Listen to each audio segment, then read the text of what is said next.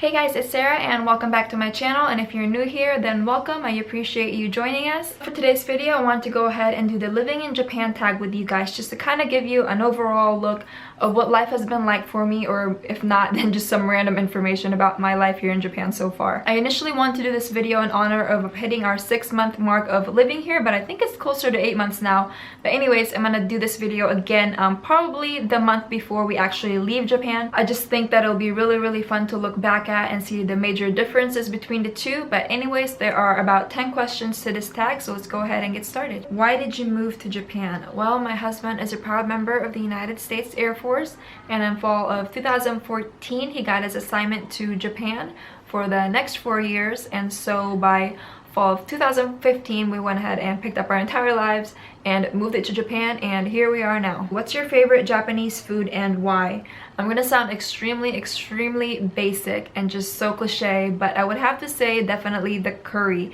That thing is like crack. Not that I've ever had crack before, but the Japanese curry is just so delicious. It is a must try if you ever come here, especially at Coco's. It's like a fast food type of curry place, but they have one literally at every single corner. It's probably going to be unlike any other curry you've tried before. It's a much darker sauce, and it's usually served over white rice. You either get a choice of the chicken cutlet, the shrimp cutlet, beef, pork, and traditionally I just add the egg to it, the cheese, and the spinach. But it's so delicious. I promise you, you will love it. I have not met anybody who does not like it so far, so make sure you try it if you ever visit any part of Japan. Where is your favorite place in Japan and why?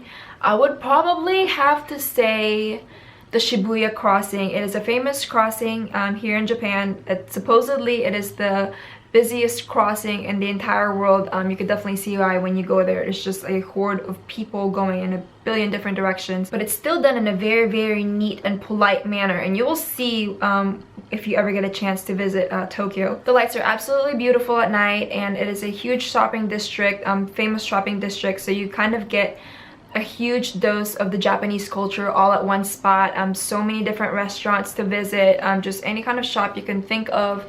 And Harajuku is very close by. But I definitely cannot leave out Ginza. Ginza is another part of Tokyo. It is a huge upscale shopping district. They've got Tiffany's, they've got Louis Vuitton, they've got a Gucci cafe, they've got Chanel. Anything luxury you could ever think of is within Ginza Square. It's just fabulous and glamorous. And right underneath Ginza, underneath the shopping district, like literally underground, is Tokyo Station. It's just filled with so many different little stores, electronics. There's a Hello Kitty store. They're huge on Kit Kats over here, and there's a huge Kit Kat store under there. Like literally half of it is just a food court, and every single type of Japanese food you could ever try is under there. I wish I would have recorded it, but I just took a whole bunch of pictures just because I didn't start my YouTube channel yet. But next time I will definitely try to vlog it for you guys, or at least get some clips.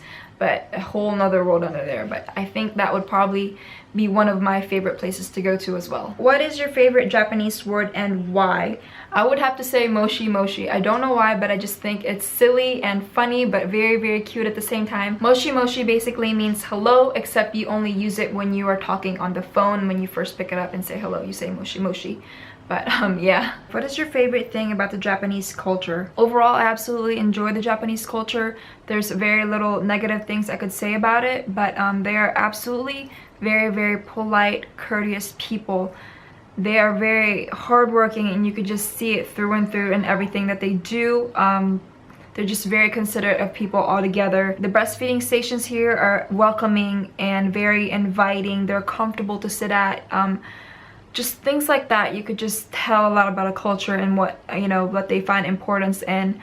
And also, like, even when you're sitting in the train could be at full capacity, like elbow to elbow, like chest to chest. Like it gets that full, especially at nighttime, and you would not hear a thing. Like you could literally hear a pin drop. It's so freaking quiet. Like just everybody is just very considerate of everybody else, and I just absolutely love that. And even when it's busy shopping, everybody says either sorry or excuse me. Like they will go out of their way to not inconvenience anybody else, if that makes sense. But yeah, what is the one thing that surprised you during your time in Japan? One surprising thing, or it's not really surprising, just more of like a little mini shock, but they have a gadget for every little thing you could think of.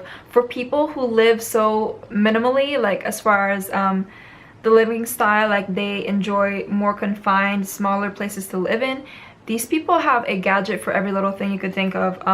Just some crazy stuff I have come upon. They've just got some crazy beauty hacks, beauty gadgets, like things like that that you would never find in the US. I will try to insert pictures everywhere on the screen if I find some online, because right now I really can't think of anything on top of my head, but they do exist. Have you picked up any Japanese habits? Not really picked up any habits, but as far as the no tipping thing that they have over here, that's probably something I'm gonna have to watch when I get back home, because I will probably end up forgetting to tip, because here tipping is unnecessary. They don't do it. They'll probably end up chasing you down thinking you forgot your change or something like that. Where do you want to travel to in Japan next, and why? I would absolutely love to visit Okinawa, Japan. It just looks so beautiful from the pictures. It reminds me a lot back home in Florida of all the beaches and things like that. It's like a whole nother environment down there compared to what I'm surrounded over here in the inner city of Japan. But I would love to see that. Also Kyoto and also Osaka. I've heard a lot of good things about Kyoto, and I definitely want to see those two other places as well. And if you could start your life in Japan again, is there anything you would do differently and why? Definitely, I would have loved to learn more Japanese before coming here and just, you know, grasp the common phrases a lot more. But yeah, what is the single best piece of advice you would give to a first timer in Japan? Again, I would advise you guys to go ahead and learn Japanese so you can have a much easier time getting around.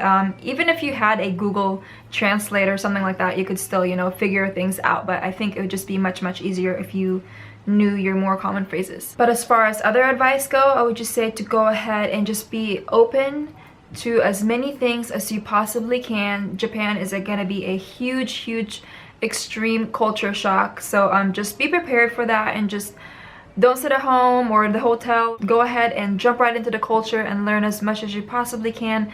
Take in all these different things that you know you can't take in back home. But that is it for the video, guys. I hope you guys really enjoyed it, as well as got a little bit more information on what life has been like for me here. If you're just curious, if you're coming here soon, or just any reason for that matter, definitely subscribe if you have not already. I upload every Sunday and every other Wednesday. On Sundays, I upload videos about lifestyle, being a mom, being a wife, home decor, DIYs, amongst other things. And on Wednesdays, I upload videos about our adventures here in Japan, or just any other information that could be helpful to fellow spouses out there. And again, thank you guys for watching, and I will see you in the next video. And right underneath Ginsa.